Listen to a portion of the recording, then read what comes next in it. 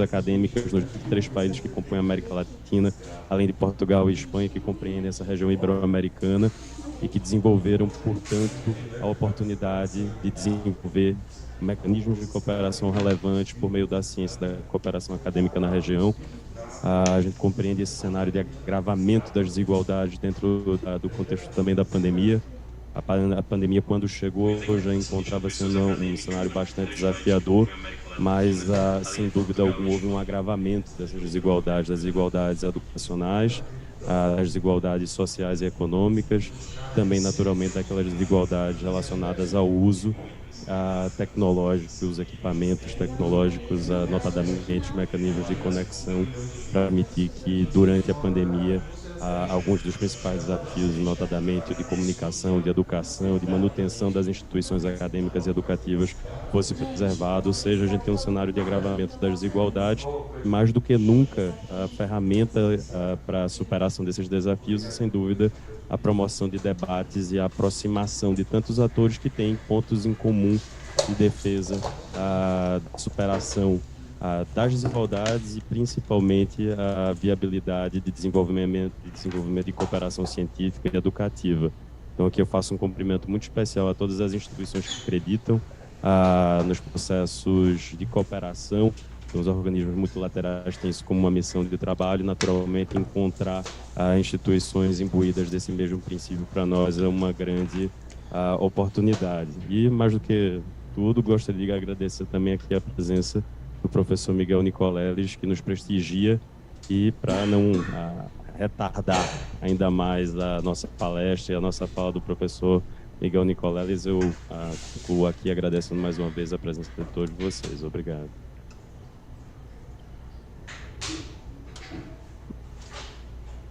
Bom, me foi dado um pequeno currículo, professor, para lhe apresentar, mas depois do pouco que a gente conversou, eu acho que dizer que o senhor foi formado em medicina, tem mestrado, doutorado, é professor emérito, é muito pouco para dizer o que significa o cientista transformador que o senhor se tornou e que está fazendo isso pelo Brasil, e que eu espero que chegue a Brasília também.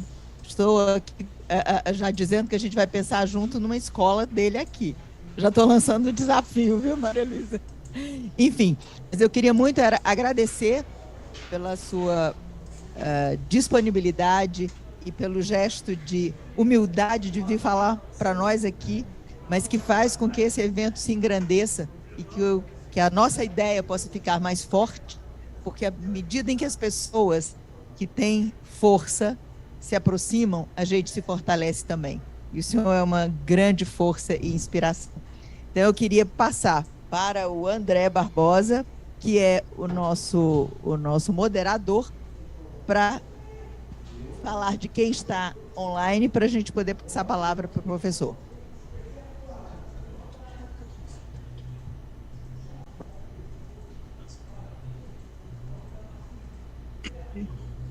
Boa tarde a todos. Uma grande satisfação a gente estar no nosso 3º seminário. Fizemos 2 seminários com a expectativa toda preenchida, toda completa. E falamos um pouco sobre as questões básicas de estrutura, tecnologia. Falamos sobre os cuidados, especialmente no 2º seminário, com relação especialmente dos vulneráveis e como essa transformação está conduzindo uma política ou não sobre essa questão da inclusão digital. E agora estamos num momento muito importante, que nós vamos trabalhar no sentido de entender um pouco o homem e máquina, entender um pouco como essa situação se dá numa relação de total transformação que nós estamos vivendo. Tem um lado positivo, tem um lado que nós não sabemos ainda qual a amplitude dessa questão. Quem sabe, eu tenho certeza que hoje eu vou sair daqui muito mais capacitado depois de ouvir as palavras do professor Nicoleles. Como a própria Cecília disse, não temos como colocar em palavras a importância desse brasileiro para nós em relação não só à preocupação com a ciência, mas com a preocupação com o social. Essa relação é rara e, portanto, a gente tem que aproveitar, e principalmente essa sapiência, para poder aprender um pouco e poder conduzir políticas públicas. Então, agradeço muito essa oportunidade que o senhor dá a gente, as 3 instituições também que são estruturantes desse projeto. Nós temos aqui algumas pessoas que estão nos acompanhando, não só pelo YouTube, mas também convidados que são de toda a América Latina. Nós temos convidados da Costa Rica, do México, do El Salvador, Panamá, Argentina, Colômbia, Chile, Uruguai. Temos a possibilidade de estar com eles aqui, até deles poderem fazer alguma intervenção, se tiverem interesse. E acho que isso é uma coisa interessante, porque a gente vai criando uma comunidade, que é o nosso objetivo e o tema do 4º seminário, que é a criação de um grande observatório, um observatório que vai trabalhar a questão da sustentabilidade, sob o ponto de vista da informação, sob o ponto de vista da capacidade de passar essas instruções novas, desse mundo em transformação, para que essas pessoas não percam aquilo que a gente chama que são saberes milenares, que são aquelas questões básicas do conhecimento estruturante de toda a humanidade até o dia de hoje. Isso está sendo avassalado por uma série de questões, a gente precisa conhecer, saber direito, e pessoas como o professor Nicoleles, com certeza, vai nos ajudar nisso. Eu gostaria de, então, iniciar o nosso seminário pedindo a palavra para que possa convidar o convidado do Uruguai. Ele deve estar online, né? Não está ainda?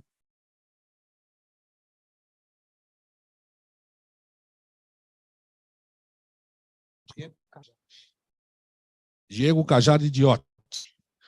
Não está ainda? Tem algum representante do Uruguai aí? Por favor. Não, eu só estou vendo quem está. Ok, então vamos lá. Depois a gente faz essa relação com mais calma, porque tem muita gente chegando, né?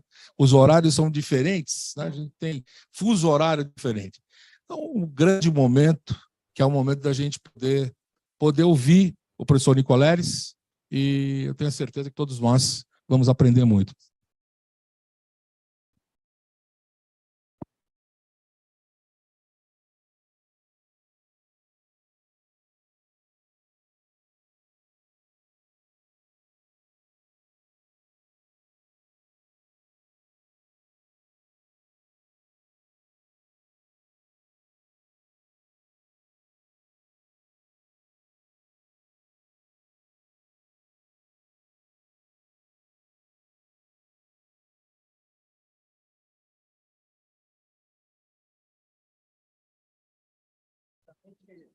Gostaria de agradecer aos organizadores do evento por esse convite. É sempre um prazer voltar ao Brasil.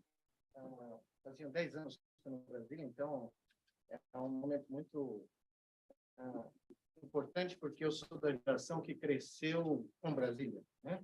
Cresceu com a utopia mágica, né? Fala no microfone. Perdão. Estou falando como eu sempre falo, na sala de casa. Eu estava dizendo que é sempre um prazer estar em Brasília, porque esse é um dos poucos exemplos da história brasileira onde a utopia venceu.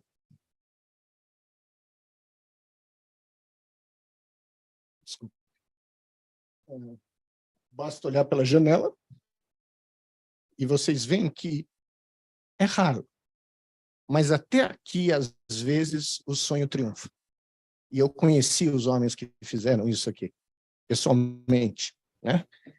Estava sentado ali, desculpa, não sei porquê, lembrei do Oscar Niemeyer, do meu último encontro com ele, no Rio de Janeiro, onde ele disse que a gente ia em frente, construir a nossa Brasília científica, porque ia ter muita gente que ia falar que não era possível, muita gente que ia dizer que era um deserto, mas basta olhar pela janela e se vê que o deserto gera flores. Então, me perdoem a emoção, mas de algum momento eu lembrei dessa última conversa que eu tive, né, com um dos grandes heróis brasileiros, né, para falar de tudo aquilo que ele me inspirou, não só ele, como os homens que, junto com ele, como Santos Dumont, que daqui 2 dias nós celebramos 150 anos do nascimento do maior brasileiro de todos os tempos, indiscutivelmente o homem que transformou e abriu as portas da modernidade, né? Porque, eu não sei se vocês sabem, Santos Dumont era o fazendeiro mais rico do mundo de café. E quando o pai dele faleceu numa queda de cavalo, num traumatismo craniano, a mãe dele chegou para Santos Dumont e perguntou: e aí, Alberto? O que você vai fazer da vida? Você é o homem mais rico do mundo, do ponto de vista, né, das fazendas de café que ele tinha. Ele falou: mãe, eu vou voar. Agora imagine se esse pobre Albertinho fosse para a escola. E na primeira reunião do primeiro ano primário, quando a professora pergunta para todos nós, pelo menos na minha época era assim: o que você vai fazer da vida, meu filho? E Santos Dumont falasse: eu vou voar. Era evidente que ele ia, por quanto, recitar a tabuada do 9, né, durante o resto da vida, porque o sonho não tem lugar no nosso mundo atual, formal, educacional. E vou contar para vocês, é o meu sonho, né? Porque quando, 20 anos atrás, depois de estar 15 anos nos Estados Unidos, sem voltar para o Brasil, sem poder assistir um jogo do Palmeiras por 15 anos, imagine o trauma que eu sofri, né? E me convidaram para vir num evento com São Paulino, justo essa semana, né? Todas as possíveis semanas dos últimos 5 anos, mas enfim. Quando eu voltei ao Brasil 20 anos atrás, disse que ia construir um instituto de pesquisa na periferia de Natal e que esse instituto ia ter uma missão completamente diferente do que a gente associa à ciência de ponta, que é o que eu fiz por 40 anos e faço. Ele ia ser um agente de transformação social. Só essa frase me causou tanto problema, me causou tanta dor de cabeça, por isso que ela está aqui, porque ela venceu. Porque a ciência como agente de transformação social, se vocês querem ver, existe lá em Macaíba, na periferia de Natal, no Rio Grande do Norte. Porque é lá a transformação que a nossa Brasília científica, só essa frase pelo Oscar Niemeyer no pedaço de papel, mas que infelizmente não pode ser construída do jeito que ele desenhou para mim, mas um dos discípulos dele o fez, o professor Galbinski, aqui de Brasília, que ajudou a construção de Brasília. Lá a gente pode ver o que isso significa, porque na maioria das vezes, quando a gente fala de ciência, é essa curva que todo mundo mostra, a curva de inovação. A curva de inovação que todo mundo conhece mostra, falei que tudo acontece, voltou, que os países que investiram ao longo da sua história em inovação, seja inovação tecnológica, científica, business, patentes, papers, seja o que for, tiveram um evidente ganho de GDP per capita, de produto bruto nacional per capita. Então, essa coisa de 20 anos atrás, eu trouxe porque foi a que eu usei na primeira palestra que eu dei em Natal, em 2003, para uma sala como essa, na reitoria da Universidade Federal do Rio Grande do Norte, com um monte de gente que olhou para mim e falou: ele perdeu a razão. Ele vai despencar dos Estados Unidos, na periferia de Natal, para dizer que isso não é tudo que a ciência faz. Nesses últimos 20 anos, vários países cruzaram essa curva de inovação e provaram, mais uma vez, que ela funciona. Coreia do Sul, China, Singapura, Vietnã, os nomes são conhecidos, eu não preciso contar essa história. Eu vou contar a outra história, que não está contida nessa curva, porque os economistas não contam para a gente que GDP per capita é só uma média. Significa absolutamente nada do ponto de vista humano, do ponto de vista social, porque ninguém come GDP. Ninguém cura o câncer com GDP. Ninguém tem filhos saudáveis e felizes e pensantes, ninguém constrói uma democracia com GDP. Mas a gente faz história assim. O Santos Dumont fez. Lembre-se, nunca pisou numa sala de aula. Sem mestrado, sem doutorado, sem pós-doutorado, que a propósito, deixa eu informar, não é título. Fora do Brasil, ninguém fala que pós-doutorado é título, tá? Eu tenho pós-doutorado, nunca mencionei. Que não serve para nada mencionar no currículo. Serve ao que você faz. E esse plantador de café é o maior cientista que esse país já viu. É o maior inventor que esse país já viu. E eu ouso dizer, porque aí a minha alçada, é o maior neurocientista que esse país já viu. Por quê? Porque num dos relatórios que ele fez do voo do Demoiselle, não o 14 bis, mas do Demoiselle, ele relatou, levou 100 anos para a gente provar isso, tá? Eu provei no meu laboratório, outros laboratórios provaram no Japão. Ele relatou que ele sentia como se aquele avião, que ele controlava, movendo o corpo, porque o avião era controlado por cabos de nylon de piano, conectados nos controles analógicos do avião, no terno dele, porque ele voava de terno aqui, ó. Gravata, chapéu Panamá, para controlar o estabilizador horizontal, vertical, todos os controles do avião, ele usava o terno, o corpo. E ele disse, eu sinto como se o meu cérebro tivesse assimilado o avião como uma extensão de mim. E é exatamente o que acontece. Quando um jogador de tênis joga tênis, a raquete de tênis é incorporada pelo cérebro como uma extensão da representação do corpo que o cérebro tem de todos nós. Quando vocês andam de bicicleta, usam óculos, jogam futebol, a bola era parte do pé do Pelé. Como era do Ademir da Guia, um pouco mais, né? Enfim, todas as tecnologias que nós criamos se transformam em extensões de nós, como os nossos telefones celulares hoje são. E esse cara, em 1901, falou isso, e escreveu isso sem ter a menor noção dos princípios básicos, sabe que ninguém tinha em 1901, mas ele fez isso. Ele fez algo que poucos brasileiros, aliás, poucos seres humanos são capazes de se vangloriar. Ele prometeu e cumpriu. Ele disse que ia voar, e no dia 19 de outubro de 1901, contornou a Torre Eiffel, ganhando o prêmio Deutsch, que é o maior prêmio da ciência brasileira até hoje, e criou um novo mundo. Porque em 30 minutos, o mundo encolheu. De repente, o cara do Japão ia poder ir conhecer a Costa Rica. O cara da Argentina, dos Pampas argentinos, ia passar o inverno na Suíça. Por causa desse cara. Porque ele não inventou o avião. Eu moro nos Estados Unidos há 35 anos. Eu moro no estado onde os irmãos Wright voaram no avião deles, tá? Em 1903. Ele não inventou o avião. Ele inventou algo muito maior. Ele inventou o voo controlado.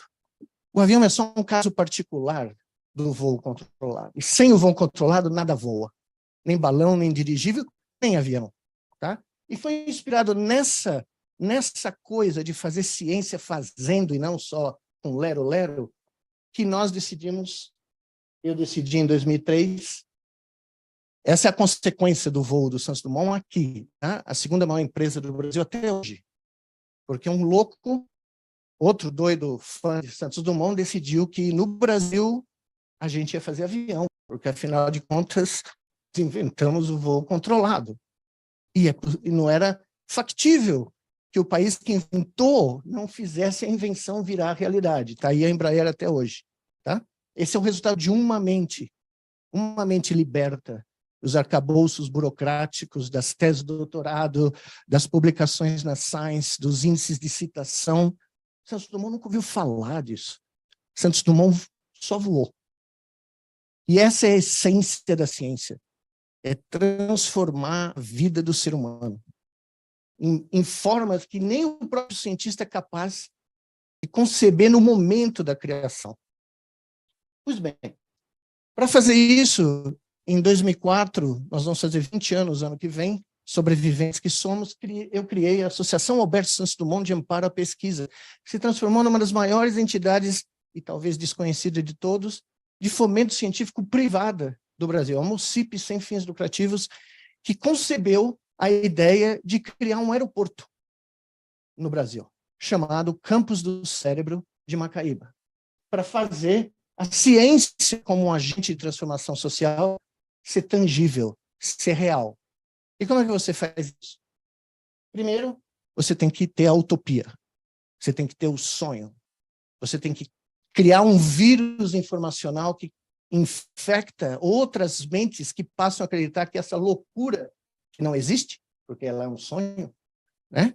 Todos nós sonhamos, só que eles não existem, eles são criações da mente humana, né? São abstrações geradas pela mente humana que às vezes decidem uma guerra, decidem uma vida, né? Pois bem, ao infectar suficiente número de mentes brasileiras e mentes fora do Brasil, inclusive de doadores privados que há 40 anos não pisavam no Brasil, como a senhora Lili Safra, nós fomos para o meio do mato para construir isso aqui.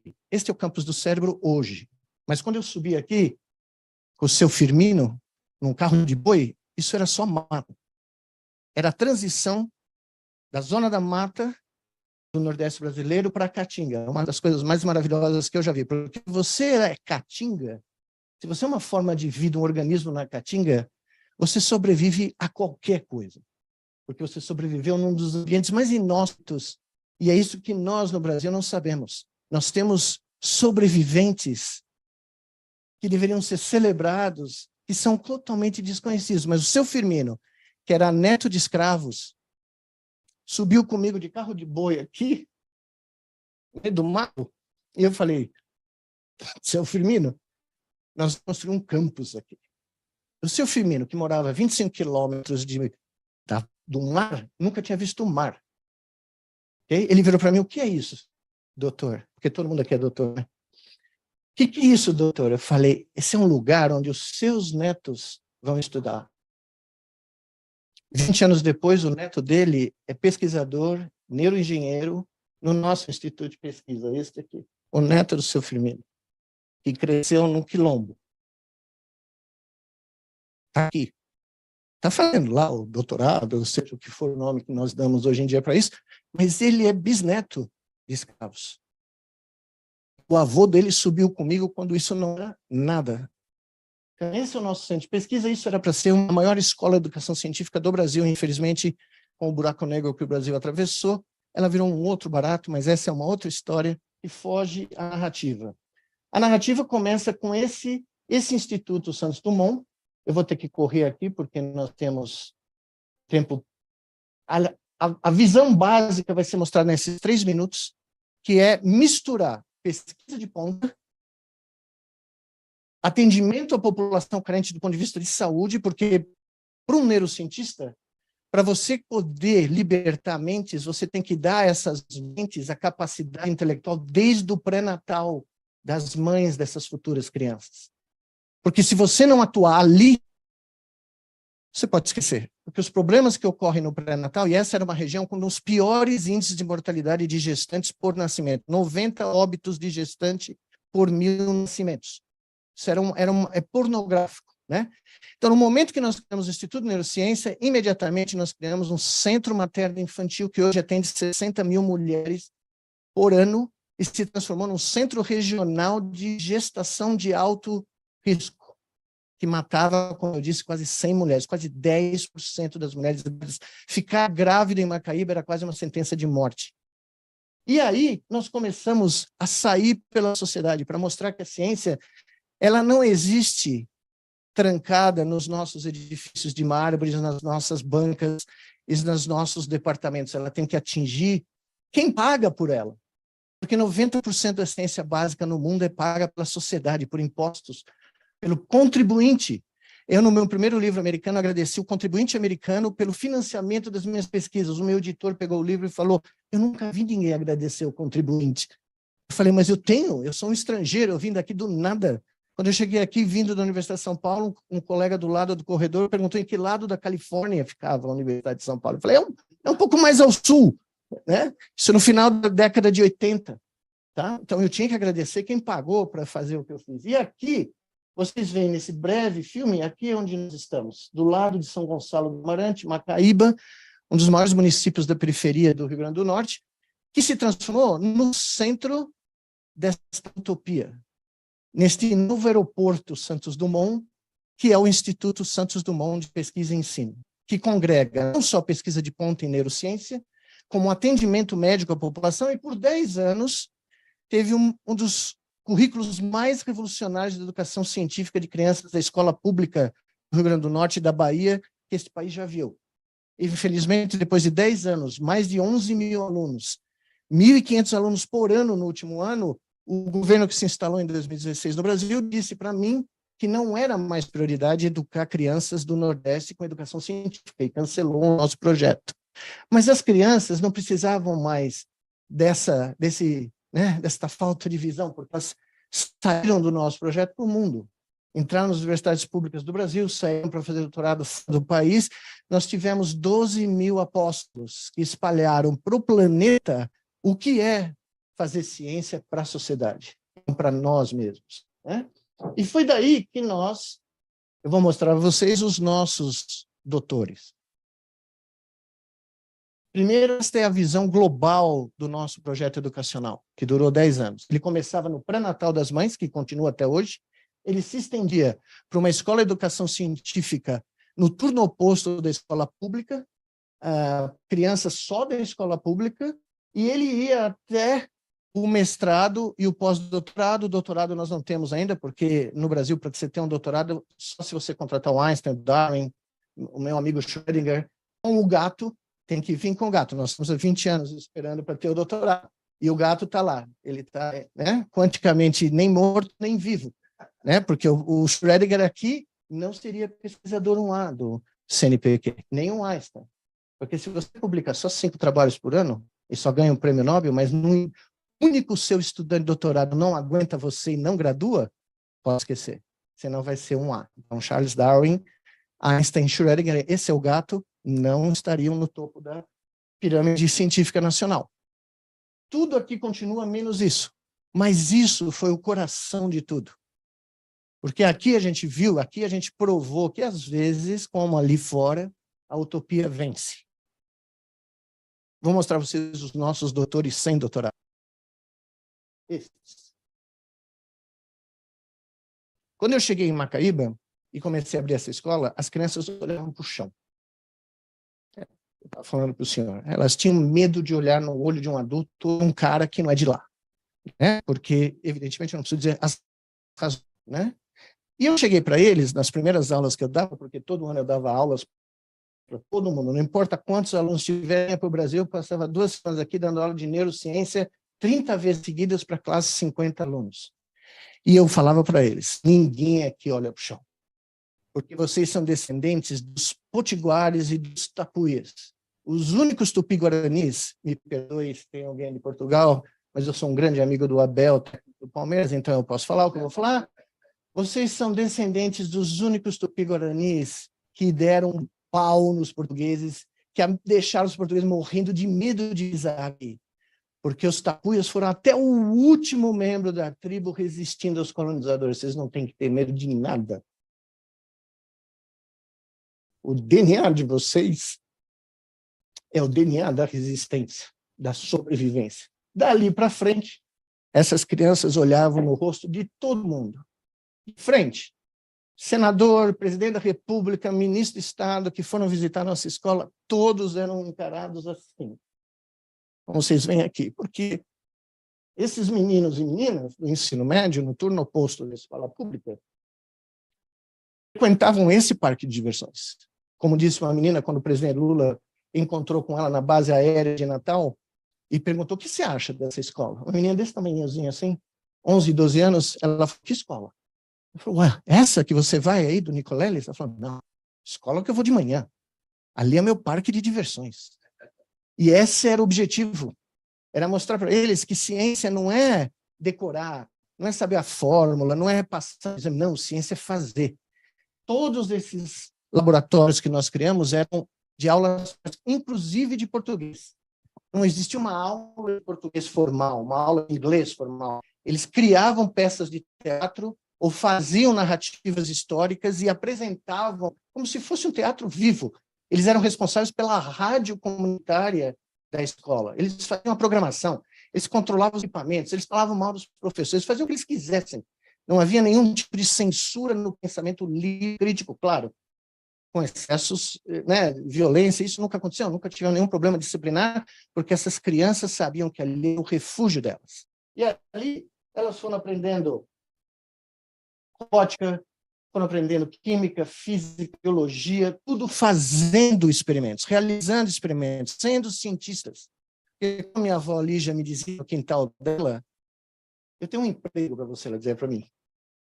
Infelizmente, ela torcia para o São Paulo, mas eu já era palmeirense nessa época.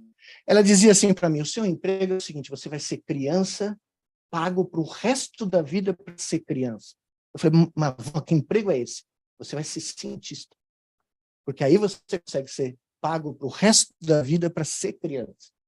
E ela me ensinou a ser criança cientista, porque ali não havia pergunta impossível, pergunta não aceita, não respondida. Ela podia dizer que não entendia, não sabia, não tinha a menor ideia, mas todas as perguntas eram cabíveis. Eu aprendi a pensar livremente no quintal da minha avó, e nunca tive uma escola melhor. Tal qual o Santos Dumont na fazenda de café dele, nunca encontrei uma escola melhor. E eu passei por algumas.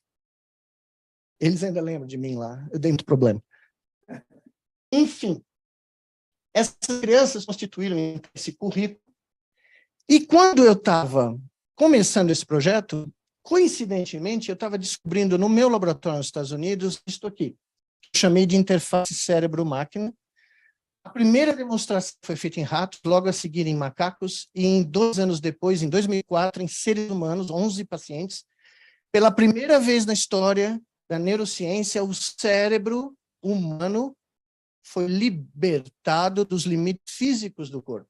Ele não precisava mais atuar dependendo dos movimentos do corpo, porque o que nós descobrimos era possível registrar em tempo real as tempestades elétricas do cérebro, centenas de neurônios simultaneamente, decodificar o pensamento motor que esse cérebro de um animal, de um ser humano, estava produzindo para mover um braço ou uma perna, e remeter já em linguagem digital para um artefato robótico, o comando motor que esse cérebro gerava em menos de 1/3 de segundo.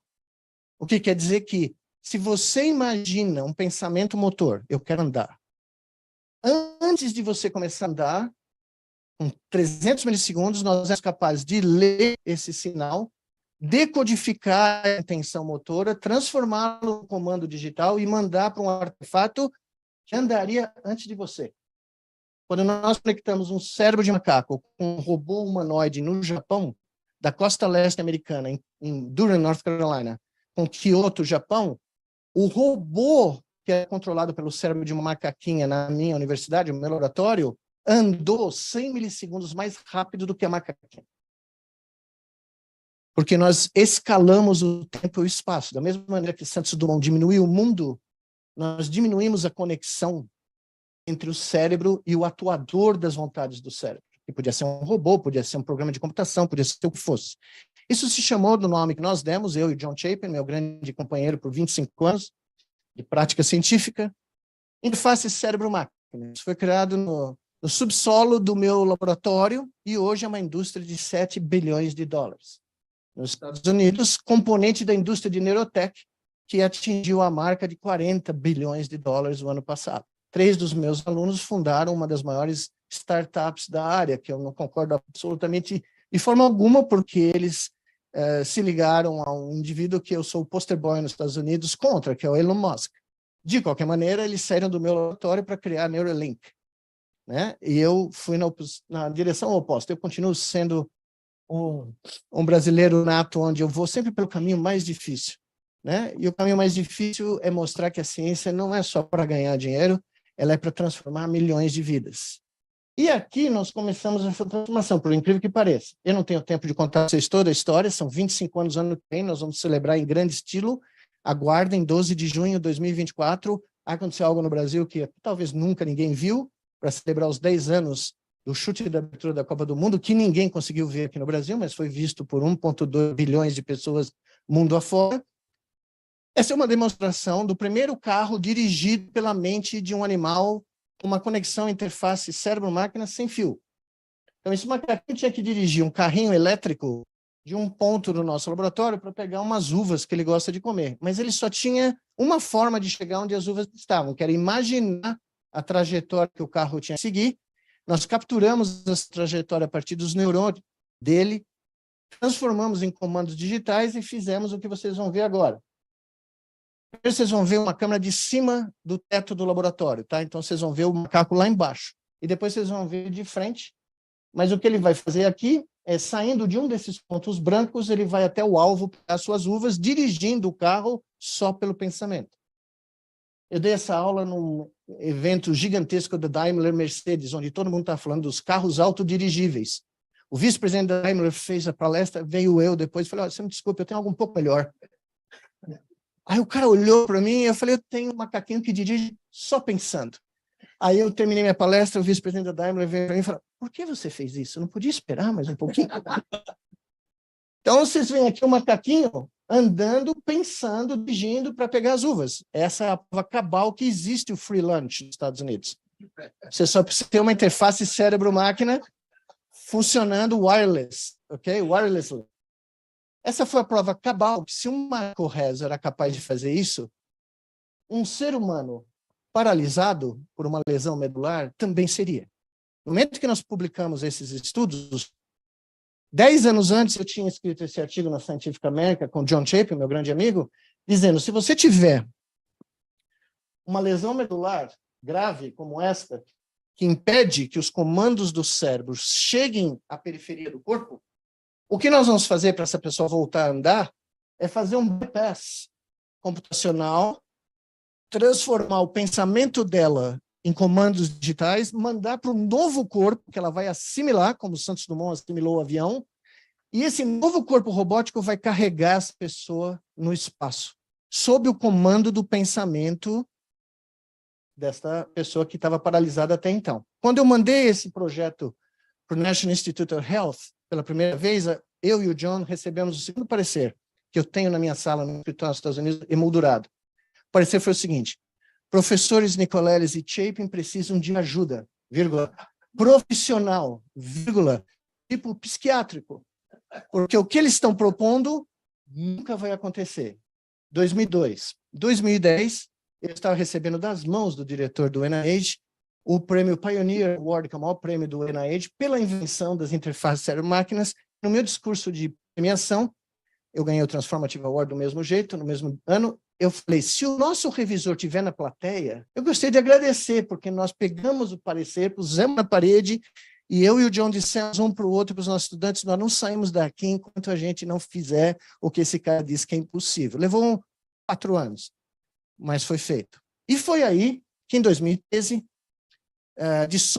tendo todo esse arcabouço experimental e teórico trabalhado, eu vim ao Brasil, me encontrei com a presidenta Dilma, me encontrei e sobrevivi com o presidente da CBF e com o presidente da FIFA e propus a eles que, ao invés de ter, como o futebol estava voltando para o Brasil para a abertura da Copa do Mundo, em vez de ter alguém cantando que ninguém assiste, em vez de ter um show que ninguém vê, por que não, pela primeira vez na história, fazer uma demonstração científica na abertura da Copa do Mundo, demonstrando,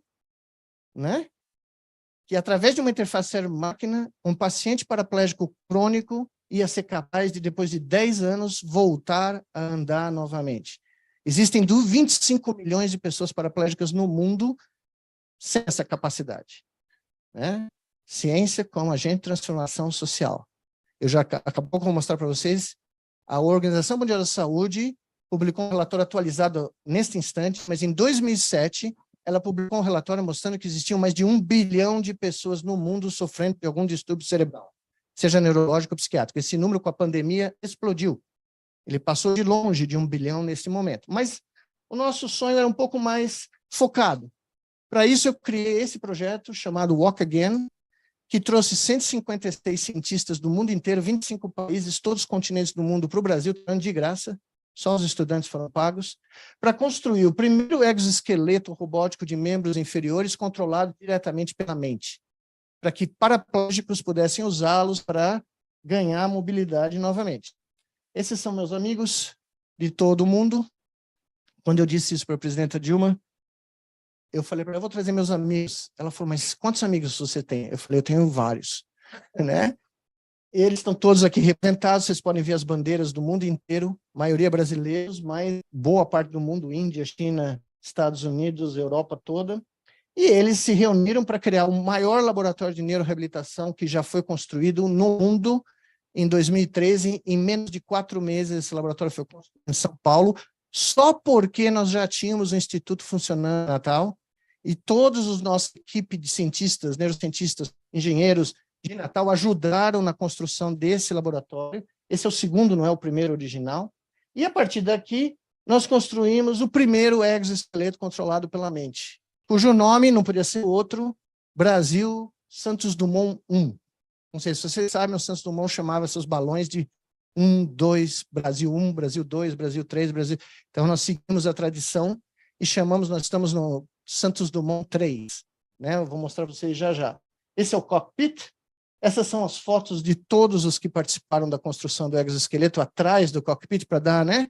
Se você é brasileiro, você acredita em algo diferente, para dar um empurrãozinho na hora do vamos ver, e afinal de contas, nós tínhamos que treinar 8 paraplégicos completos, alguns com mais de uma década de lesão total, sem movimento, sem sensibilidade, sem funções de vesícula, sem funções intestinais, sem funções sexuais, retreiná-los para reincorporar a noção de ter pernas. Como o Santos Dumont fez voando, nós tivemos que fazer com realidade virtual. Nós pusemos ele numa imersão virtual, onde as pernas virtuais andavam sob o controle da mente e mandavam feedback tátil para os braços dele, para que essas pernas fossem assimiladas novamente, para que eles pudessem imaginar o que é andar. Porque quando você fica paraplégico, o seu cérebro começa a esquecer o que é andar. E nesse trabalho todo, para cada um desses 8 pacientes, chegou esse dia, o dia em que, depois de uma década, eles estavam usando a própria mente para controlar os motores elétricos de um exoesqueleto de 12 graus de liberdade, o primeiro da história, e andando enquanto olhando para um espelho, esses espelhos de balé, para você poder incorporar visualmente que você está de pé, porque nem a noção de ficar de pé eles tinham mais. O sistema cardiovascular dele não aguentava ficar de pé. Nós tivemos que lentamente readaptá-los à postura erétil, tá? E esse era um atleta com uma lesão torácica alta. Eu não vou dizer o que ele está falando, vocês vão ouvir, né? Claramente, nós estamos no Brasil, então todo mundo...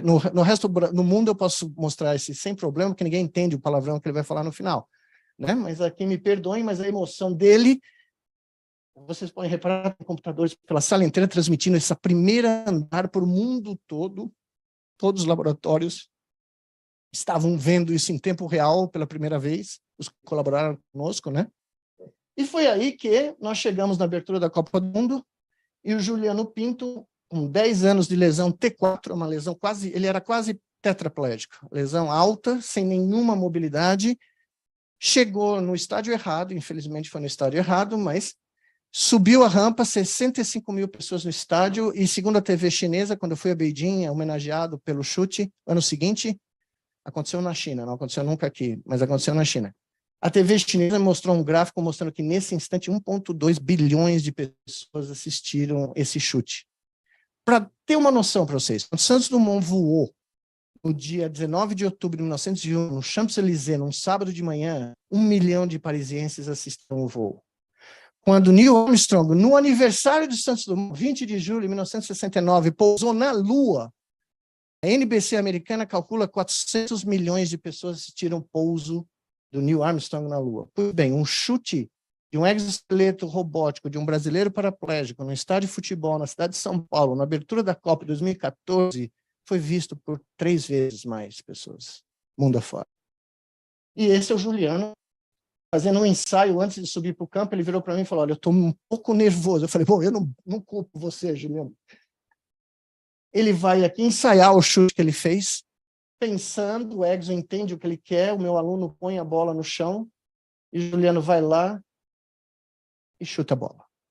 E o que o Juliano não sabia, porque foi uma surpresa, é que nesse dia nós pusemos um sensor de pressão nos dedos do exo, na parte do exo que é o que a gente chama de chutar de bico, né? Não existia esse sensor, mas era uma surpresa, porque quando o Juliano chutou e nós corremos para abraçar ele dentro do estádio, ele estava berrando, eu senti a bola.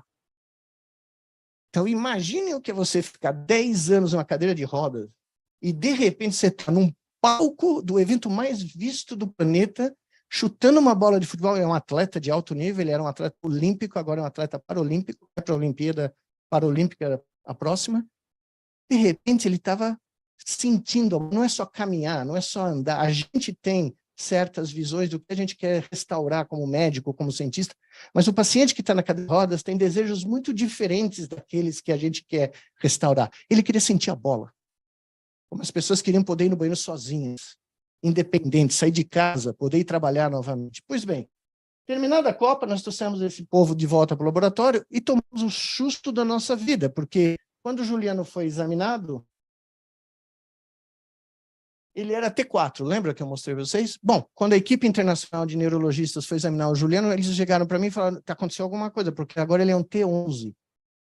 Ele tinha ganho sensibilidade em 7 segmentos do corpo abaixo da lesão original depois de 10 anos. Eu falei, não, isso nunca foi relatado, isso tem alguma coisa errada, vamos ficar quieto, vamos esperar, e nós esperamos, examinamos todos os pacientes ao longo de 28 meses, e no final desse período, o ganho médio dos 7 pacientes que permaneceram no protocolo foi de 10 segmentos. Não era uma sensação normal, mas permitia saber onde a gente estava tocando. Eles sentiam dor, se a gente usasse uma ponta de alfinete e espetasse, que é o teste clássico neurológico, eles sabiam, se tivessem dados. O Juliano voltou a ter sensibilidade nos dedos dos pés, para vocês terem uma ideia. Tá?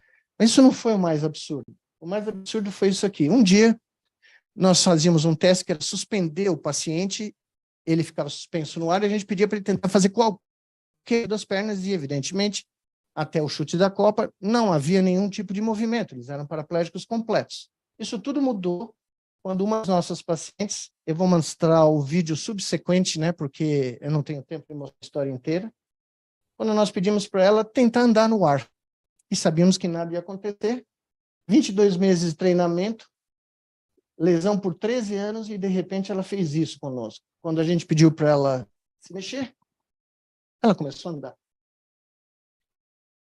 Primeiro a perna esquerda, depois a perna direita, perna esquerda, ela fez isso durante 1 hora. A gente trazia ela para trás como quem diz, não faça isso conosco, porque nós nunca vimos isso antes na história. E ela começava a andar. Quando isso foi publicado, numa das revistas da Nature, ela foi capa do site da Nature por 1 semana. Ela atingiu um público estimado de 93 milhões de pessoas. Esse filme foi visto por mais de 150 milhões de pessoas no mundo.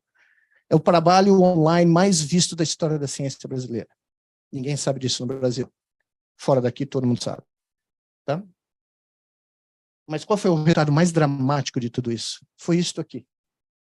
Esse gráfico nunca havia sido publicado na história de lesões medulares. Esses aqui são pacientes com lesões crônicas. Os nossos pacientes originalmente eram ásia A ou ásia B, que é uma lesão completa, não, sem movimento, sem sensibilidade, sem nada. Todos os 7 pacientes que permaneceram conosco durante 28 meses passaram a ser paraplégicos parciais, porque agora eles podiam se mexer, eles podiam sentir o corpo. Funções viscerais, uma das nossas moças decidiu engravidar, porque ela voltou a sentir o período dela e decidiu que depois de 12 anos de paraplégica ela ia ter um segundo filho, teve. Ela sentiu a gravidez inteira, todos os chutes, tudo. Ela sentiu que ela teve que fazer uma cesárea por causa da osteoporose, né, muito grande, mas ela voltou a ter sensibilidade visceral profunda. É um dos ganhos mais difíceis de você ver em lesões neurológicas. A recuperação foi tão dramática que depois desses 28 meses, 3 dos nossos pacientes não precisavam mais do exo. Se nós dessemos uma pequena carga elétrica na musculatura por fora, a recuperação motora deles foi tão dramática que com um carrinho de $50 e um pouco de suspensão do corpo, eles eram capazes de usar o cérebro deles para controlar as descargas elétricas musculares que a gente dava artificialmente, e eles voltaram a andar autonomamente. Isso para quem ficou 10, 13, 14 anos numa cadeira de rodas.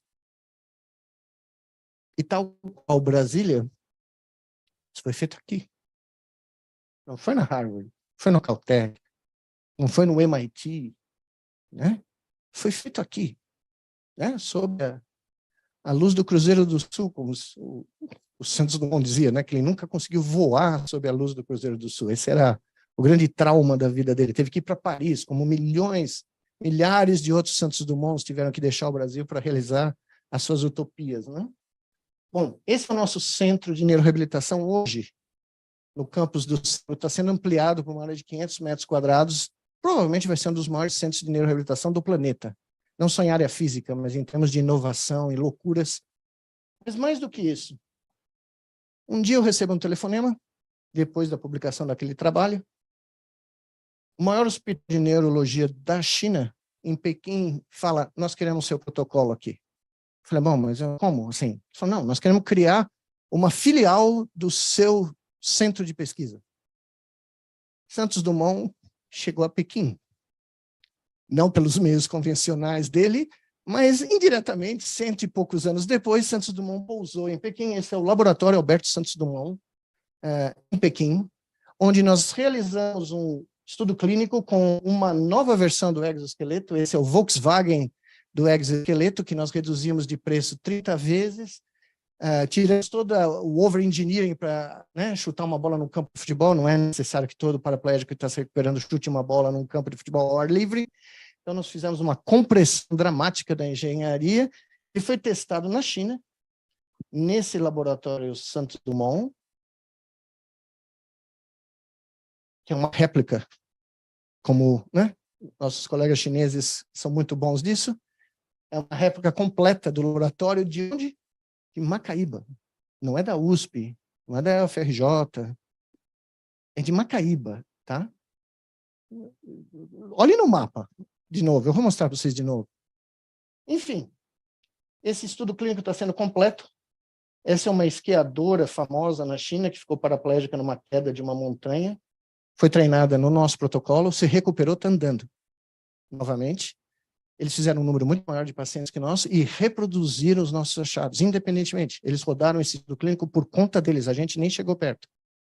E esse aqui é o nosso novo exo sendo controlado pela mente desse nosso técnico. E toda a eletrônica, vocês lembram do backpack, né? Eram 40 quilos de eletrônica em 2014, hoje é um iPhone. Toda a comunicação do handshake da mente com o exo de volta para o paciente é feita pelo iPhone, que também faz o treinamento em realidade virtual, antes de você poder andar no exo. Mas isso não é tudo, eu vou terminar.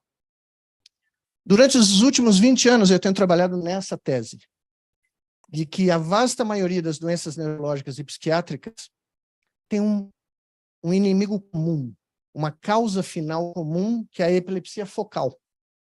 Ou seja, para você virar parkinsoniano, o seu sistema motor tem que entrar numa crise epilética. É uma crise epilética crônica, de baixa intensidade, que faz você tremer e não conseguir andar.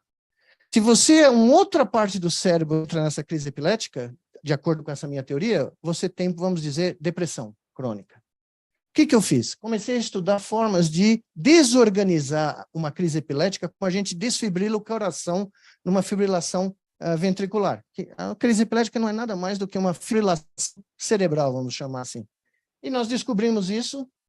Esse artigo foi muito famoso, foi a capa do Science, e nós demonstramos que em modelos animais de Parkinson, em que o animal fica absolutamente congelado, o ser humano, né, chama-se, em português, eu vou me embarcar todo aqui, mas em inglês é freezing of gait, ou seja, o congelamento da marcha do parkinsoniano. Ele não consegue se mexer, ele fica duro, né? Nós descobrimos que se nós estimulássemos em alta frequência a medula espinal, que não tem nada a ver com a patologia do Parkinson, mas é um grande desfibrilador do cérebro humano e de mamíferos, a crise epilética que ocorre no Parkinson se dissolvia instantaneamente. Então, primeiro nós mostramos que foi a capa do Science. Esse é um ratinho que tem Parkinson, terminal, ele não consegue andar, ele quer chegar aqui, porque se ele chegar aqui, tem água com açúcar, ele vai beber água com açúcar até se empanturrar, mas como ele é parkinsoniano, ele não consegue sair do lugar. Daqui a 10 segundos, aquele stimulation off vai se transformar em stimulation on. E a medula espinal dele vai receber um zap de 150 Hz em baixa intensidade. 4 segundos. 3. Bom. O ratinho deixa de ser parkinsoniano. Porque nós estamos desfibrilando a crise epilética que causa o congelamento parkinsoniano. E aí, ele vai beber a sua aguinha com açúcar sem problema nenhum. Pois bem, um grupo de malucos da USP viu o trabalho na Science e resolveu reproduzir os nossos achados e reproduziu em seres humanos. Vocês vão ver na esquerda pacientes que não têm Parkinson terminal, não conseguem basicamente andar, você vê, ela está congelada, e aqui quando a medula espinal começa a ser estimulada. Estou atrapalhando a sua visão o tempo inteiro, né? A diferença, não preciso dizer para vocês, né? Aqui ela leva 3 minutos e 34 para fazer uma volta. Ali ela leva 17 segundos. É a mesma coisa. É uma estimulação de alta frequência na medula espinal, fazendo que o parkinsoniano, veja, ali ela tem que andar 20 metros, ela faz aquilo em 5 minutos e 30, e aqui ela faz em 57 segundos. Tá? Foi feito nos Estados Unidos, mas foi testado em primatas em Macaíba. Tá? Você conseguiria fazer isso nos Estados Unidos? Hoje em dia, não. Porque ideias dessa magnitude de, né, fora do esquadro, hoje em dia você não consegue mais fazer. Nem lá. Tá? Porque a ciência virou uma igreja. E ela está sendo congelada pelo pensamento dos cardeais da ciência. São mais cardeais aqui do que lá. Lá tem mais índio do que chefe. Aqui tem mais cacique do que índio. Mas é esse congelamento que faria o Santos Dumont não voar hoje. Ele jamais seria financiado para voar. A FINEP nunca daria dinheiro para o Santos Dumont decolar. A FINEP deu dinheiro para mim fazer um cara andar. Nos Estados Unidos não financiaria isso. Foi um momento muito breve que nós tivemos de abertura, né? E por um momento, não sei se vocês sabem, eu sei, porque eu sigo isso claramente, no momento entre 2013 e 2016, a FINEP foi maior que a DARPA. A Agência de Financiamento do Departamento Pentágono, que me financiou no começo para eu criar algo para fazer os veteranos de guerra poderem andar novamente. Tá? A FINEP foi maior do que a DARPA, com o Glauco Arbix, presidente da FINEP. Tá? Aqui são outros pacientes, vocês estão vendo o mesmo efeito, à esquerda é sem estimulação, à direita com estimulação. E foi por isso que quando eu recebi o relatório da OMS, que eu achei o relatório da OMS, em 2007 é o primeiro relatório, saiu a semana passada o último relatório, e é isso aqui. Mais de 1 bilhão de pessoas no mundo sofrem de algum distúrbio do sistema nervoso central. 1 em cada 7 seres humanos. Ou seja, tem uma nova indústria surgindo, chama-se Neurotech. Essa indústria vai mudar o mundo, vai mudar o planeta, porque ela não só vai ter a chance de tratar 1 bilhão de pessoas, ela vai permitir que você dirija um carrinho. Eu não vou querer, eu quero dirigir, quero bater, quero sofrer todas as consequências dos meus atos doidivanos no volante. Todavia, ela vai mudar o mundo. Essa é a indústria biomédica, uma delas, que vai mudar o mundo. Não é a indústria bélica, não é a indústria de automóvel, não é as indústrias que o Juscelino Kubitschek falava nos anos 50. Esta é a indústria do cérebro, porque tem 1 bilhão de pessoas que precisam de alguma solução. E eu acredito que nós temos uma das soluções, que é a epilepsia, porque ela está envolvida em depressão, desordem de ansiedade, esquizofrenia, Parkinson, Alzheimer's. Para você ter a queda explosiva do Alzheimer's, quando ele começa, ele só é multiplicado, né? Porque começam crises epiléticas no lobo temporal. Se você tratar as crises epiléticas antes da complicação, você dá uma sobrevida. Essa é a teoria que nós estamos testando, uma sobrevida para esses pacientes. E é isso que eu quero fazer da vida. 2 anos atrás, no meio da pandemia, eu coordenava o Comitê de Combate ao Coronavírus do Nordeste, a experiência mais maluca da minha carreira, porque eu descobri o que é fazer ciência de guerra. Não é ciência de paper, não é ciência... Não, é a ciência em que você tem que tomar uma decisão num dia para fechar uma cidade de milhões de pessoas para ver se você salva milhares de vidas diárias. Eu não recomendo a experiência. Mas eu fiz durante 1 ano, e nesse instante eu cheguei à conclusão que o que eu vou mostrar para vocês agora não tinha como fazer na minha universidade, que eu estava há 30 anos, ou 28. Não havia como, porque eu cheguei para o meu dean, a diretora da Faculdade de Medicina, e falou, olha, eu quero tratar 1 bilhão de pessoas. Ela falou, boy, that's too big. Eu falei, well, that's me, né? Ela falou, não dá, não vai dar. Eu falei, então tá bom.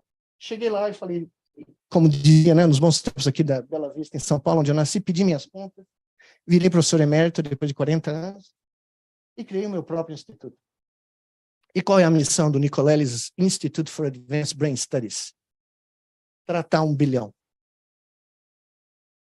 Se vocês gostaram, foi meu filho caçula que fez o logo. Grande Daniel. Por que tratar 1 bilhão?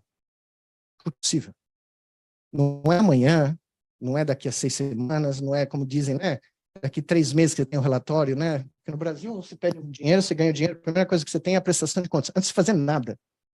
A prestação é a única coisa que importa. Se saiu alguma coisa do barato, não faz diferença, mas a prestação de contas tem que falar. Não, eu não quero prestar conta semana que vem. Isso é pro resto da minha vida e muitas décadas no futuro, mas é possível. É possível porque nós estamos começando a entender o que causa essas doenças. Basicamente, os mecanismos básicos de como 1 em cada 7 seres humanos tem um problema no sistema nervoso central. Para tratar 1 bilhão, nós temos que revolucionar. E essa é a minha evolução. Um modelo genérico de interface cérebro-máquina não invasivo, não vai abrir a cabeça de ninguém, não vai pôr eletrodo em ninguém, nós vamos usar métodos não invasivos de estimulação da medula espinal para desfibrilar os circuitos que estão em epilepsia, dependendo da doença, autismo, Parkinson, Alzheimer. Você dá um nome, doenças da bulimia, estão relacionadas com crises epiléticas de circuitos específicos do cérebro. E para isso, nós vamos sair pelo mundo. Eu comecei a conversar, como disse o presidente Dilma, eu tenho alguns amigos pelo mundo. E fui falando, você quer ter um branch do Nicolelis Institute? E, para minha surpresa, os caras não estão para o Corinthians, fora daqui. Eles chegaram, claro, então nós vamos ter na Europa, daqui a 2 meses nós vamos fazer esse anúncio, eu estou dando só um teaser para vocês, tá? Na Europa, na Ásia, na África, nos Estados Unidos, no Brasil, em Natal, em Macaíba, evidentemente, em São Paulo, uma rede mundial que vai gerar o primeiro hospital virtual de neuro da história. Porque não tem como você construir um hospital para 1 bilhão de pessoas. Não há cimento no mundo e tijolo que consiga criar estruturas físicas para tratar todo esse povo. Você tem que tirar vantagem de uma técnica nova, não invasiva, e dos meios de comunicação digital, e aí a minha única conexão, né, com tudo que vocês me convidaram para falar, chegou no ponto. Tá? Porque é possível hoje usar isso para tratar gente à distância. Um único médico, uma única enfermeira ou fisioterapeuta vai poder usar o seu cérebro para se conectar com o cérebro de milhares de pacientes em tempo real para induzir o que vocês viram aqui, a recuperação dos pacientes de lesão medular. Então, aqui eu vou terminar com o meu Progress Report. As pessoas que deram o dinheiro para a gente fazer o campus de Macaíba nem estão mais aí. Mas lá nos Estados Unidos tem um troço chamado Progress Report. Né? Cada ano você vai no NIH ou manda um papel dizendo o que você fez. No encerramento do primeiro simpósio de neurociência em Natal, em 2004, eu falei o seguinte. Primeiro, eu homenageei o meu grande herói, né? Claro, tudo foi inspirado nesse cara. E eu falei o seguinte, o nosso 14 bis, diferente deste, vai voar aqui, sob a luz do Cruzeiro do Sul. Pois bem, 20 anos depois eu estou aqui para fazer o meu Progress Report, de que o nosso 14 bis já está voando aqui, sob a luz do Cruzeiro do Sul. Muito obrigado.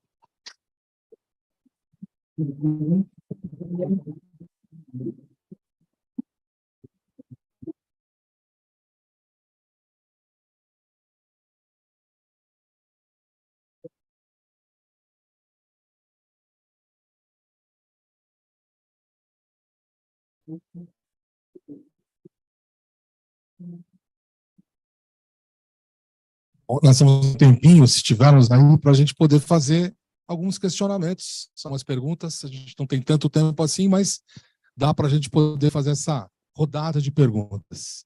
Então, quem tiver interesse, por favor, tem o microfone aqui, ó. A gente vai passando para vocês poderem fazer perguntas para o professor Nicolelis. Alguém interessado, por favor? Tem que respirar.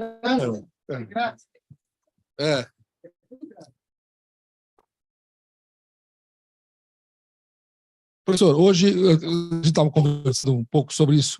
A Suécia e a Finlândia hoje resolveram nesses últimos tempos, retirar os computadores da sala de aula, voltar aos livros, voltar às canetas e os lápis. Até que ponto isso, dentro desse processo que nós estamos integrados com as Big Tech, com todos os recursos ligados aos instrumentos de pensamento hoje desenvolvidos no primeiro mundo, principalmente, mas está migrando a todos os países periféricos, vamos dizer assim, como é que nós podemos imaginar que esse conceito novo de retroagir a esse tempo pode causar impacto neste aspecto fundamental da educação? Nós estávamos conversando, um pouco antes da pandemia, eu fui convidado para ir Helsinki, na Universidade de Helsinki, falar do nosso projeto educacional. Alô? Eu estava dizendo que um pouco antes da pandemia, eu fui para a Finlândia para apresentar o nosso projeto educacional, porque o pessoal da Universidade de Helsinki ficou maravilhado com a ideia, nos visitou, e eu fui lá retribuir a visita, e eles me contaram que havia uma nova revolução educacional em curso na Finlândia, que já tinha realizado uma nos anos 90, que teve um impacto tremendo, né? O sistema educacional finlandês passou de um lugar que ninguém conhecia para os primeiros postos em todos os exames, todas as métricas de avaliação de estudo de ciência, linguagem, matemática. E, para minha surpresa, eles falaram, nós estamos retirando todos os computadores da sala de aula. Nós vamos voltar ao modo analógico, que nós temos notado uma queda dramática de criatividade e uma homogeneização das soluções encontradas para as nossas crianças que não nos convém. Porque quando a Nokia vem aqui e fala, olha, vocês precisam formar engenheiros criativos, porque a maior empresa da Finlândia precisa de engenheiros que saibam, né, competir com a Google, competir com a Apple, sei lá quem, e não está dando conta. Nós estamos tendo que contratar suecos, noruegueses, dinamarqueses, e isso para o finlandês deve ser o Deus nos acuda, né? E aí a Finlândia decidiu inverter o processo. E até aquele momento, isso é antes da pandemia, os resultados eram surpreendentes. As crianças começaram a voltar a ter um espírito criativo, espírito colaborativo, elas não passavam o tempo inteiro na tela do computador. Hoje eu vim no avião aqui, olhei para 2 menininhos do meu lado jogando videogame, um não tinha mais do que 6 anos, o outro se tivesse 14, 15 no máximo. A expressão de hipnose da criança no telefone, eu olhei para aquilo e falei, meu Deus, o que vai ser daqui a 20 anos? E eu estou contando que há 2 semanas eu dei uma palestra aqui em São Paulo para quase 6 mil pessoas sobre a minha divergência com a inteligência artificial, que não é nem inteligente nem artificial, né? E eu disse o seguinte para a plateia, a pessoa que estava coordenando a mesa falou assim, quantos de vocês já usaram o ChatGPT? 80% da sala levantou a mão. Aí eu cheguei para o apresentador e falei, posso fazer uma pergunta para a plateia? Né? Sair do script? Ele falou, não, claro, pelo amor de Deus. Aí eu falei, quantos de vocês, além de mim, sabem extrair a raiz quadrada na mão? 4 pessoas. Em 8 mil, 7 mil. Eu falei, daqui a 10 anos eu vou voltar aqui, se eles me convidarem depois do que eu vou falar, e eu vou perguntar, quantos de vocês sabem multiplicar na mão? E ninguém vai saber.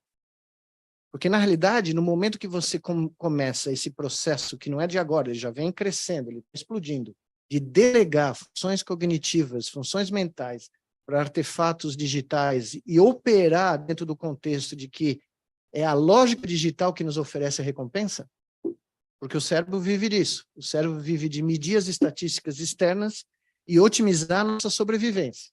Se você instituir um mundo, né, onde a recompensa é você se comportar como uma máquina, todos nós vamos virar zumbis digitais orgânicos, porque o cérebro é o perfeito camaleão. Ele maximiza a nossa sobrevivência, mas ele não te faz ser um melhor ser humano. Ele maximiza a chance de você passar o seu DNA e viver até uma longa idade, certo? Então, aí o apresentador tomou o maior choque, eu falei, vocês lembram do 2001, Odisseia no Espaço? Muito pouca gente lembrava do Kubrick, que é um gênio, né?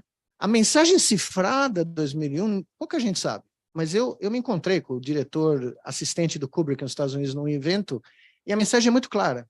Vocês devem, não sei se vocês lembram, no meio da viagem o computador, a versão oficial, o computador fica louco.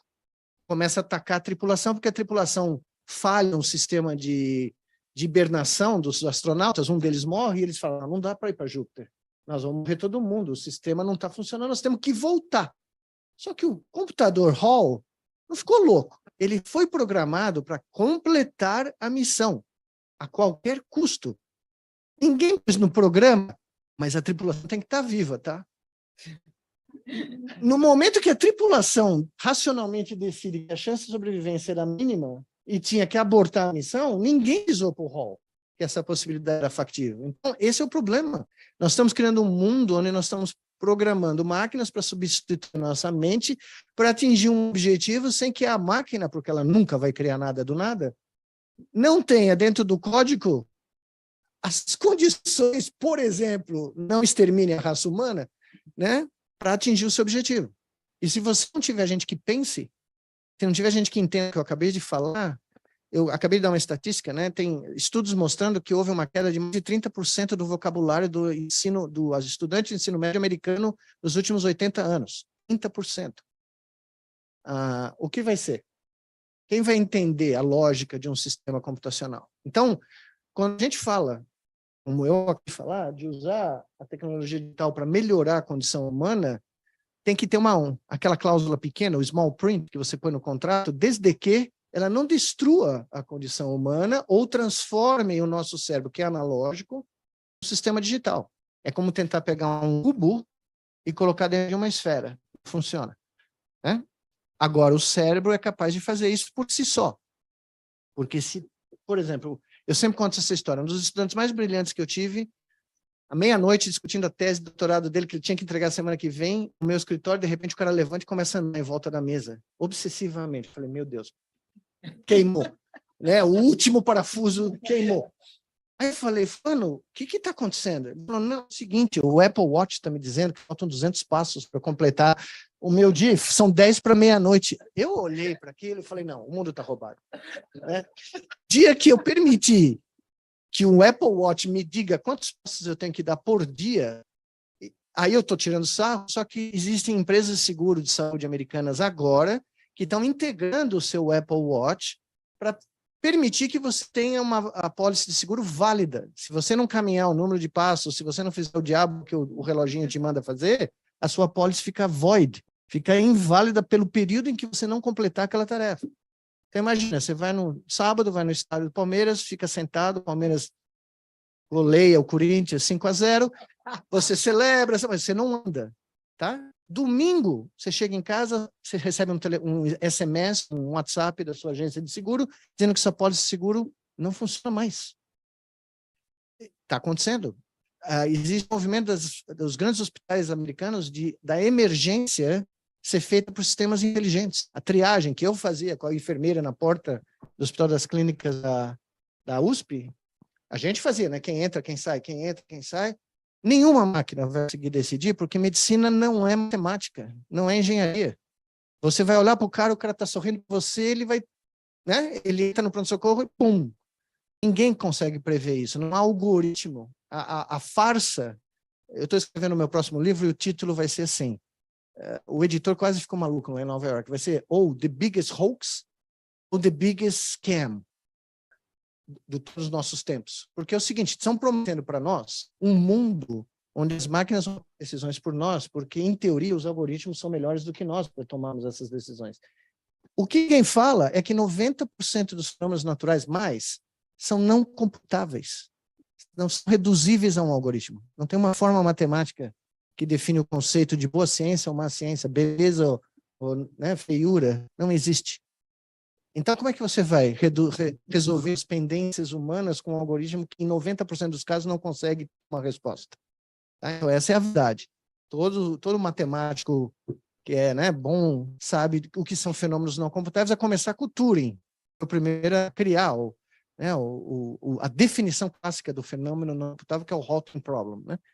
Enfim, estão nos propondo um nirvana digital, quando, na realidade, nós somos máquinas analógicas. Não funciona. Né? Então, esse é o grande alerta que precisa ser feito, e esse contexto do porque os caras na Finlândia, que pensam muito acima, muito à frente, já falaram, olha, não funciona. Nós não estamos tendo arquitetos inovadores, nós não estamos tendo engenheiros criativos, nós vamos voltar atrás. Nós vamos voltar o upa-upa cavalinho, a gramática que eu aprendi no primário aqui. Aquele caminho suave. Caminho suave. Era um livro, era um guia. Isso, era a cartilha do pessoal no começo. Alguém mais, por favor, aí, fala que olha, vou aproveitar a oportunidade. A gente sabe que a grande parte do conhecimento que a gente adquire, todas as conexões neurais que nós vamos fazer, elas se dão na infância, né? Elas são construídas na infância. A mesma sensação quando eu vejo as crianças nos computadores, porque eu li Monteiro Lobato, que hoje em dia é proibido. Né? Então, e hoje em dia se consegue chegar nisso porque a gente consegue fazer as imagens cerebrais, que é uma tecnologia de 15 anos, né? Se tanto. Então, meu grande questionamento, eu penso sempre muito nisso, é no momento em que eu estou tirando das crianças, porque são elas que vão, não somos mais nós. Nós podemos até aprender, porque o nosso cérebro é plástico, ainda podemos aprender algumas coisas, mas as crianças nós estamos tirando delas, até com as novas técnicas de educação. Não se pode mais sim, não se pode isto, não se pode aquilo. E essas doenças, esse 1 bilhão de pessoas, que até hoje a gente não consegue afirmar se elas são genéticas, se elas são o que elas são, e se demonstra que existe o impacto do meio, né? O meio impacta nessas doenças. Quer dizer, se nós, a gente vai para a escola e aprende português, matemática, inglês, só que quando a gente vira adulto, né, o que é pedido de nós? Tenhamos inteligência emocional, saibamos lidar com os nossos sentimentos, né? Isso nós estamos tirando, né? Para onde vai isso? No momento em que eu, né, transformo tudo, isso é humano. Às vezes eu acho que a psicologia, Freud parou ali porque não conseguiu chegar na conclusão, em algumas conclusões, e médico tem complexo de Deus, e aí teria que conseguir, e o inconsciente ele não conseguia explicar, e nem Jung conseguiu, e quando, né, aonde que essa parte vai ficar? O que com essa parte vai ser feita?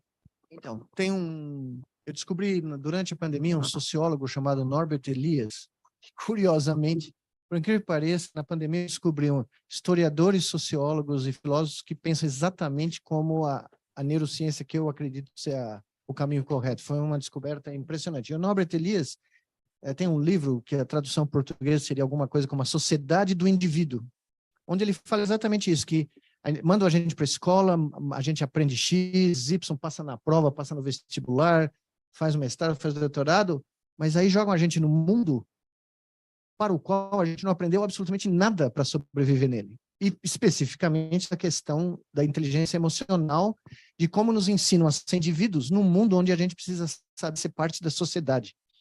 Porque os problemas não são resolvidos, os grandes problemas, né, do mundo atual, não são problemas resolvíveis pela individualidade que nos ensinam a defender, né? Nos Estados Unidos, eu sempre falo, dei aula lá há 30 e tantos anos, é a sociedade do winner, porque você não pode ser um loser.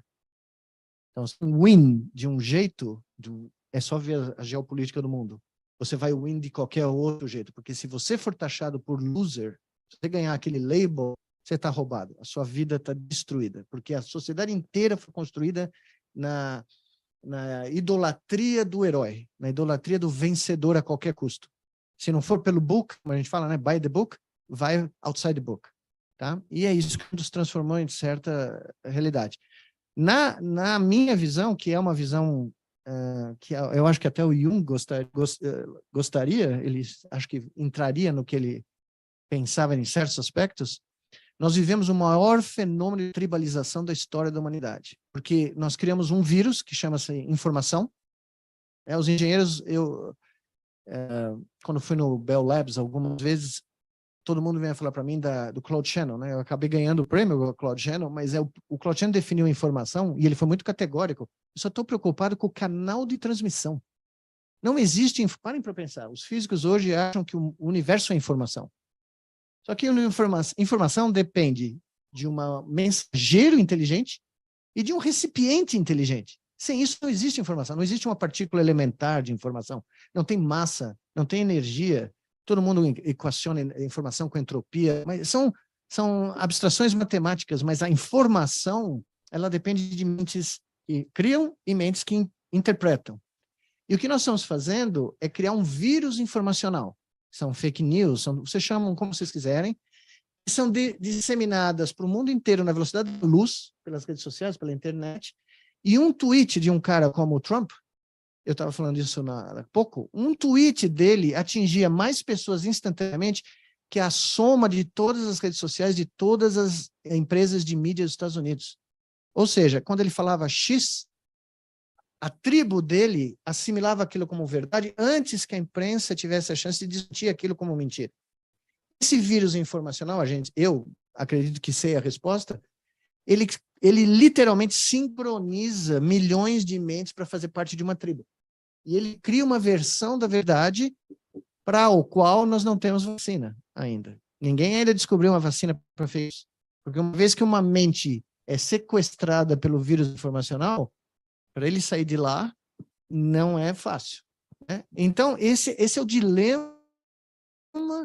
Nós temos um problema mais rápido, mais letal e mais dramático do que a crise climática. Ela está aí e tal, vai acontecer, não há dúvida. Que é a crise da condição humana, que é muito mais rápida, porque se nós perdermos a condição humana, pode esquentar o planeta até 60 graus, não adianta, já fomos.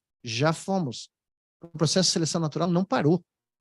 As pessoas se enganam ao dizer que nós somos o pináculo do processo. Não, ele continua ocorrendo. E o mundo moderno está selecionando um outro tipo de ser humano, sem empatia, sem visão comunal, sem nenhum tipo de... E não falei comunista, eu falei comunal. Pelo amor de Deus, que as fake news não começam. Né?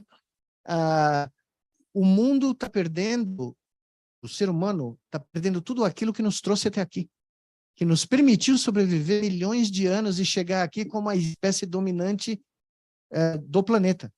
Estamos perdendo todos os atributos cognitivos que nos permitiram criar os grupos sociais mais coesos da história do planeta. Isso está sendo notado, não por nós, mas por outras espécies. Eu não sei se vocês viram as imagens, quando a pandemia começou, os lockdowns começaram a espalhar pelo mundo inteiro. A mesa foi invadida por gansos. Roma começou a tecer os javalis selvagens que vivem nas cercanias da cidade, começaram a invadir o Coliseu. Os outros animais falaram, meu Deus, sumiram, é a nossa chance. Vamos ocupar o espaço antes que eles voltem. Né? Muitos desejaram que nós não voltássemos, né? Porque o impacto é óbvio. Né? Por que nós conseguimos domesticar certas espécies e não outras? Que eu chamo de brains, tá? Grupos sociais, para mim, cada espécie forma uma brainnet, uma sincronia de cérebros, cria um grupo social coeso, forma uma espécie. A razão pela qual nós domesticamos animais, a partir de 5.000 anos atrás, ou 20.000 anos atrás, é porque o nosso cérebro sincroniza com outras brainets e não com outras. Você não domestica jacaré, mas você domestica lobo. Você não domestica elefante, mas você domestica gato. Por quê? Porque a sincronia da brainnet dos gatos bate com a nossa. Tá? Então, existe uma teoria das brainets que permite explicar não só por que nós chegamos aqui, a história da humanidade pode ser explicada pelo embate de brainets humanas disputando a hegemonia mental da espécie.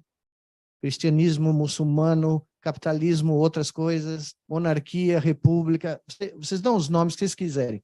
Para mim, são brigas de brainets, disputando a hegemonia coletiva da mente humana. E nós só conseguimos conviver com certas espécies animais porque a nossa, que o Jung falava também, a nossa sincronia bate com algumas espécies e não bate com outras. Então, existe uma cadeia sociológica de brainets que permitiu ser a espécie que somos. Estamos acabando com tudo isso. Então, a sua pergunta, eu estou respondendo de uma maneira muito abrangente, mas nós podemos ser a única espécie que nós conhecemos no universo até para encontrar, até que o Mr. Spock apareça e nos conte outra história, né?